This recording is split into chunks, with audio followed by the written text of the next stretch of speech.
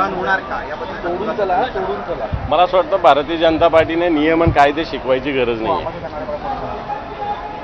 भारतीय जनता पार्टीने ज्या राहुल गांधींना संसदेतून निलंबित केलं होतं, भारतीय जनता पार्टीनं 150 खासदारांना निलंबित केलं होतं, त्यांनी मला असं वाटतं संसदीय भाषा, संसदीय नियम आणि कायदे उद्धवजी ठाकरे साहेबांना मला शिकवण्याची गरज नाही.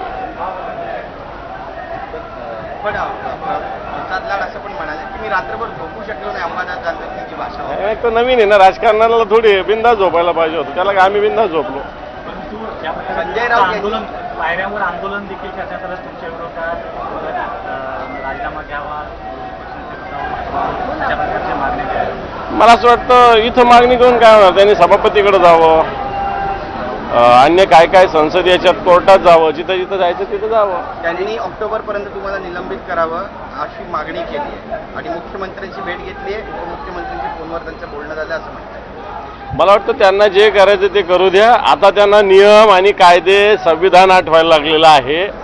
इतक्या दिवस त्यांना कायदे म्हणजे त्यांच्या घरची जहागिरी, त्यांच्या घरी पाणी भरणारे वाटत होते. आता त्यांना कायदे नियमाची जाणीव झाली, चांगलं आहे. पण कालच्या वक्तव्याचं बोलणं झालंय का या सगळ्या संदर्भात? पक्षप्रमुखांशी बोलणं झालंय का? ते स्वतः आज येणार आहेत विधानभवन किंवा त्यांनी काय तुम्हाला सूचना केल्या आहेत का?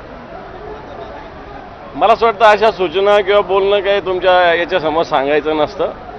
पण मी शिवसैनिक आहे, शिवसैनिकाच्या बाण्यानं मी उत्तर दिलेलं आहे, एवढंच सांगतो. संजय काय घडलं ते काल वेलमध्ये घडलं आणि जे शब्द, जरी तुम्ही शिवसैनिक आहात, ज्या पद्धतीचं काल म्हणजे आरोप प्रत्यारोप होत आहेत तुमच्यावरती, तुमच्या वागणुकीचं तुम्ही समर्थन करता. त्याला काय, मी माणूस आहे, समोरच्याचं काय सहन करायचं थोडी. मी काल इथं बोललेलो आहे, ज्यांनी बोट दाखवलं त्याचं बोट तोडायचं. शब्द तुम्ही अपशब्द वापरला, जे काय असेल ते बघतील ना, ते जे काय व्हायचं समर्थन करता ते बघणारच आहेत. तुम्ही मी बोललो म्हणजे मी समर्थन कर, मी बोलायचं नाही बोललो असं थोडी म्हणणार आहे. मी काय पळपुटा शेपूट घालणार थोडी त्यांच्यासारखा. मी हो बोललो सांगतो मी. नाही, पण आता दोघं एकमेकांशी बोलणार का कधी भविष्यामध्ये अशा पद्धतीने? मला वाटतं तो नंतरचा विषय आहे. आता जे झालेलं आहे ते झालं.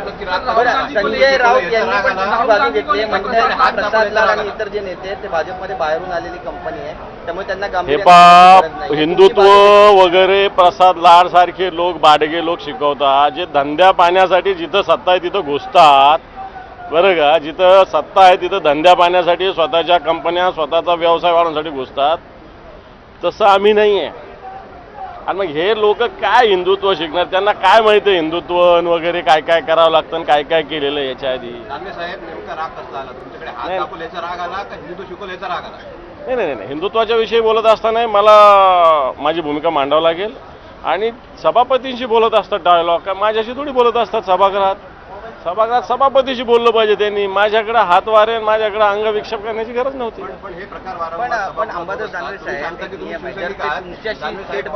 तुम्ही याची तक्रार सभापतींकडे पण शिवसैनिकाला करायची गरज काय अशी पण सभागृहात विरोधी पक्ष नेते आहात. हो, त्याची एक पदाची एक गरिमा असते, ते तुम्हाला असं वाटतं की गरिमा आहे का? लोकांचं सहन करायची गरिमा आहे का? विरोधी पक्ष नेता आक्रमकच असला पाहिजे.